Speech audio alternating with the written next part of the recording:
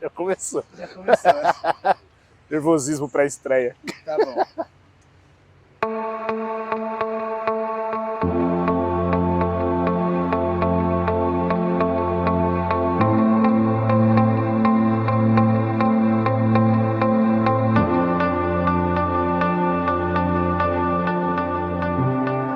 Parece meio clichê, né? Mas vamos começar pelo começo, né?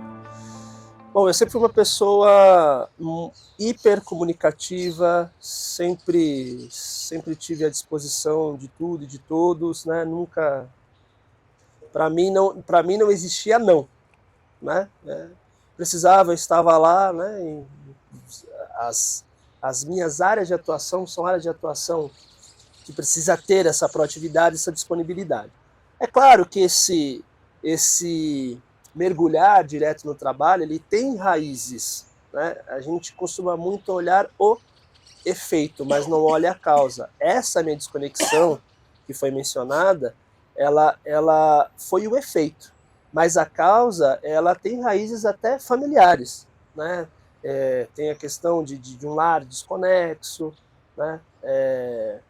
Às vezes até questões de não aceitação paternal, né, dos pais, né, não paternal somente do pai, mas dos familiares, né, ascendentes, e também às vezes algumas questões de autoaceitação, questão de autoestima, por exemplo. Então, no meu caso, eu nunca soube que tinha esta característica, essa enfermidade em questão. Então, quando o problema surgiu, quando a situação surgiu, eu associei a um excesso de trabalho. Comecei a passar mal na empresa, né? Já tive alguns episódios em casa, porém, a época dos fatos eu não sabia do que se tratava. Então era visto assim, ok, eu tenho problema com os meus pais, alguma coisa assim do gênero, ele deve estar revoltadinho. Então, a rotulação é o primeiro problema. As pessoas tendem a rotular, é louco, é fresco, depressão não existe, vai carpinar que passa, esse tipo de coisa, né? Do mesmo jeito que é errado supervalorizar, também é errado desvalorizar por completo, são os dois extremos. Então, quando eu tive a crise, eu estava no ambiente de trabalho, voltando do horário de almoço, e eu caí por 6 lances de escada. Eu tive um apagão e simplesmente caí 6 lances de escada, no meio desses 6 lances de escada. Acordei, estava com os braços machucados, a camisa suja de sangue e não sabia como tinha ido parar lá. Fui para a enfermaria da empresa, era uma empresa multinacional, me deram todo o suporte necessário, muito que bem. No dia seguinte, aliás, passado 2 dias, eu voltando para minha casa, meu trajeto era em linha reta. Pegava o transporte público em linha reta para minha casa. Eu fui e voltei umas 14 vezes. Eu apagava e acordava nos lugares, eu não sabia onde eu estava, não reconhecia as pessoas, não reconhecia familiares, não reconhecia ninguém que tivesse contato comigo numa base diária. E eu sou uma pessoa naturalmente muito organizada, né? Eu tenho uma memória, praticamente uma memória idética. Eu consigo lembrar com coisas com precisão e tudo mais, e eu já não conseguia mais lembrar o que era ontem e o que tinha sido na minha adolescência. Até que chegou ao ponto de eu não lembrar mais nada ao meu redor. Eu lembrava pouquíssimas coisas. Eu tive uma jornada muito amarga com medicamentos. Eu cheguei a ponto de tomar 75 comprimidos por dia.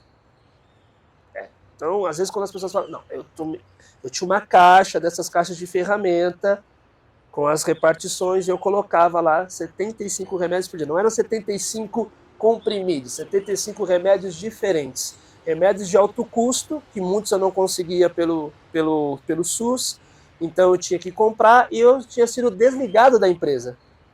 E eu saí de um patamar, eu estava no auge da carreira, vamos colocar assim, ganhava bem, e do nada perdi convênio médico, perdi tudo, porque foi tudo para a saúde. No caso, a falta de, né? Foi para os remédios. Então, aí você começa a perceber como a situação muda ao seu redor.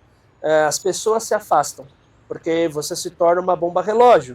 As pessoas não sabem o que você tem, se você vai surtar e vai bater em alguém, porque é sempre assim, né? As pessoas associam certas situações, como a pessoa vai surtar e vai matar alguém, e sequer era essa a enfermidade. Eu fiquei 1 ano que eu não conseguia, de um total de 4 anos, o primeiro ano eu não conseguia sair do meu quarto para ir ao banheiro. Tinha medo, não lembrava onde eu estava, então eu passava a maior parte do tempo dopado, remédios bem fortes. Aí eu entrei na segunda fase. A segunda fase é aquela em que você tem que convencer as pessoas. As pessoas olhavam para mim e falavam assim, mas você não tem cara de doente. Você não tem cara de quem passa dificuldade. Você sempre ajuda todo mundo. Você tá sempre. Você é o cara que é o primeiro cara a chegar na empresa, é o primeiro que acorda, dá bom dia pro grupo inteiro e é o último a dormir. Quando todo mundo, né? Então, eu não acredito que você esteja doente. Então, chegava nas perícias, as perícias davam indeferidas, até que entrei no segundo ano dessa enfermidade. Procurar, eu precisava dar um nome para isso. As pessoas me cobravam, mas o que você tem? Você é louco? Você é esquizofrênico? Você usou algum tipo de droga? As respostas eram todas não, porque não só pelos meus votos, mas pela minha própria criação, eu nunca utilizei nada de ilícito. E aquilo começou a me incomodar, porque eu precisava dar um nome, e para dar um nome eu precisava pesquisar. Então eu mesmo comecei a fazer lição de casa, procurar na literatura médica o que era, o que não era. Fui a dezenas de psicólogos, fui a dezenas de terapeutas, nenhum chegava a uma conclusão. Não se sabia se era fisiológico, se era hereditário, porque no meu caso tem uma cerejinha do bolo, né? Como toda origem secreta de um super-herói, você tem uma pegadinha. Eu sou filho adotivo. Então, quando me perguntaram se eu tinha algum quadro, se eu tinha algum histórico na família, eu não tinha como responder. Nem se sim, nem se não. Quando você tem um nome, fica mais fácil. Ah, então você é epilético. Sim, se a gente for falar de um modo mais simplista, eu sou um epilético. Ah, mas como você pode ser epilético e não convulsiona? Existe, é um tipo raro de epilepsia, como tem pessoas que têm problemas nefrológicos e não necessitam da hemodiálise, mas necessitam de uma diálise. Então, objetivamente, o meu caso, existe essa divisão de opiniões. Uns entendem que tem uma raiz 100% hereditária e genética, e outros defendem que, além de ter possivelmente uma raiz genética, tem uma raiz circunstancial, que pode ter sido excesso de trabalho, pode ter sido potencializada pelo histórico familiar, mas a coisa mais difícil nisso foi a questão social. Foi essa questão para mim, o que mais pesou não foi ser desligado da empresa, não foi a perda de poder aquisitivo. Porque falido se recupera, falecido não. Mas a questão da morte social, para mim, foi uma coisa que impactou muito. Sabe aquela coisa que o pessoal fala, você quer saber quer saber quantos amigos você tem? Dá uma festa. Quer saber quais são os seus amigos de verdade? Fica doente? Mais ou menos nesse sentido. E não é na questão de, viraram as costas. Não. As pessoas não estão preparadas para isso. Você fala assim, não, gente, olha, eu não sou louco, tá? Eu não rasgo dinheiro, eu não masco moeda. Eu apenas tenho uma característica muito rara e preciso ter certos cuidados.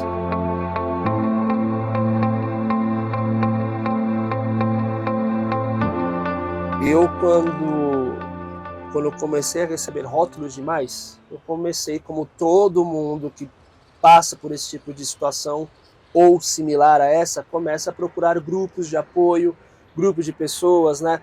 Como, por exemplo, no caso que você mencionou de síndrome de Down, você tem a PAI, você tem a Pestalozzi, você tem várias instituições que se organizaram para combater, né, a segregação, o preconceito e poder acolher. Não tem isso com epilético. A epilepsia, inclusive, e até do ponto de vista religioso, que é algo que eu tenho um certo conhecimento, era vista como maldição. Até o século IX, até existia ordem para exterminar crianças ou indivíduos adultos, independente do gênero, por conta disso. Hoje em dia, lógico que ninguém mata quem tem epilepsia. A gente teve alguns casos aí na história do país, nos tempos dos integralistas, que pessoas com síndrome de Down, epiléticos e coisas do gênero eram executados.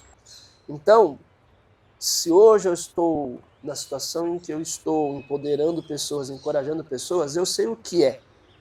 Eu sei o que é você ser desacreditado. Qualquer um pode desacreditar de você. O único que não pode desacreditar de você é você mesmo. E foi o que eu fiz. Lembrando disso, eu fui lá, corri, achei um médico. O médico falou assim, não, você tem um tipo raro de epilepsia.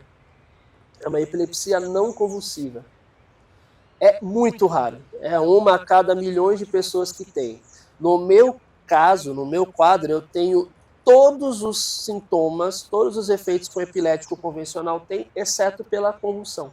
Eu posso estar numa crise epilética nesse exato momento e vocês nunca vão saber, porque eu não enrolo a língua, eu não babo, eu não me debato. Porém, internamente, eu sei os gatilhos, né? Eu sei mapear quando eu estou próximo a uma crise ou quando estou numa crise. E aí foi quando eu entrei no terceiro ano do problema, porque foi quando eu comecei a me reconectar. Então eu colocava fotos de coisas que eu queria lembrar, comecei a refazer as minhas rotinas do zero, praticamente voltar a aprender a escrever, voltar a aprender a fazer várias coisas. Como eu sou hiper conectado a algo que alguns chamam de algo invisível, outros chamam de cósmico, outros chamam de etérico, dê o nome que quiser. O nome não é tão relevante quanto a ação que você faz. Então, a minha reprogramação, ela se deu por conta disso. Porque eu, um belo dia, cheguei e falei assim, eu não sou 75 remédios por dia. Então, um belo dia, eu contrariando o que a literatura médica sugere, eu fui me desmamando dos remédios. Eu fui cortando os remédios. Só que eu aliei isso com o quê? Voltei às práticas físicas, né? Meditação, kung fu, caminhada, a musculação, né? Me alimento muito de coisas naturais. Então, olhar, ter contato com a natureza ajudou muito. Né? Inclusive, teve um episódio que eu tive uma crise tão forte, eu fui dormir com os pets. Eu tenho 16 cachorros na minha casa. Os pets tiveram um papel no meu processo de cura que pouquíssimas pessoas tiveram, incluindo o Marcelo que está aqui e algumas outras pessoas de um círculo bem próximo. Então isso ajudou, mas teve o quê? A força de vontade, a determinação, a obstinação, porque não é fácil você ouvir para ninguém que tem qualquer enfermidade que seja ou crônica, ou congênita, ou incurável, ter essa notícia. Pessoal, olha, o que você tem não tem cura. Lide com isso. E aqui eu não estou dizendo que não teve ajuda externa. Teve e teve muita.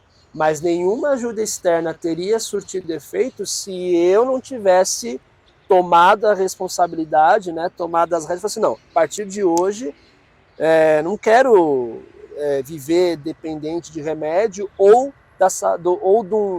de um benefício do governo. Por quê? Porque, inclusive, até hoje eu estou na espera do auxílio doença. Eu não entrei com pedido de aposentadoria, eu entrei com pedido de auxílio doença. Em 2009, estamos em 2022.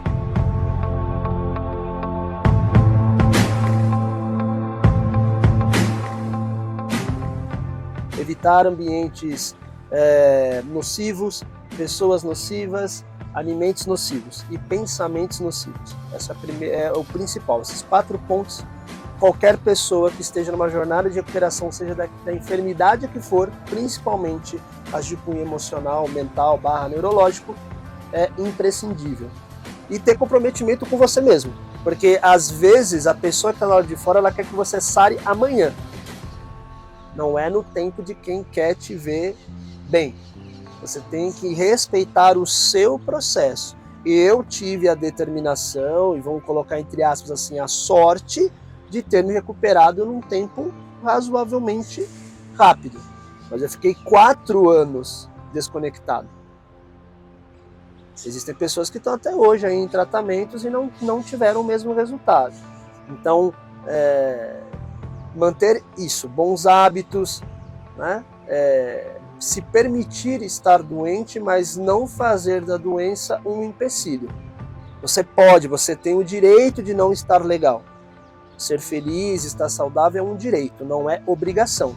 A gente tem muito hoje na sociedade que se você não tiver 100% você não presta. Não, você presta, se o seu 100% de hoje foi aqui, ok, é o seu 100% de hoje. Se amanhã seu 100% está aqui, ok também. Se depois de amanhã está aqui embaixo, é ok também.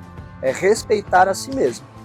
E uma coisa que eu gostaria de ressaltar, né, de incentivar as pessoas, 3 pontos. Não tenha medo de falar que você tem um problema, eu falo por experiência própria. Não pense que você está incomodando, porque às vezes você incomodar é justamente o que vai fazer a diferença entre salvar a sua vida e você não sair dessa muito bem. E não tenha medo de melhorar, porque tem pessoas que elas se acostumam a estar na situação ruim, porque ela pensa assim, poxa, quando eu estou doente as pessoas me dão atenção. Se eu sarar, essas pessoas não vão mais vir falar comigo, eu não vou ter mais essa atenção. Então é um ponto muito importante. As pessoas que realmente se preocupam, incluindo você mesmo, elas vão se importar com você, independente do estado em que você estiver. Esteja você acamado, esteja você faturando milhões. Então a gente tem que ter, são esses 3 pontos aí que eu gostaria de deixar para vocês e agradecer a oportunidade aí de contar um pouco da minha história. Olha, eu juro para vocês, eu tentei ser o mais breve possível, mas não tem jeito, eu sou um pouco prolixo, é um assunto complicado, não dá para resumir demais, senão perde até o nexo da coisa, mas sempre que vocês quiserem, estou à disposição para conversar sobre isso ou qualquer outro assunto.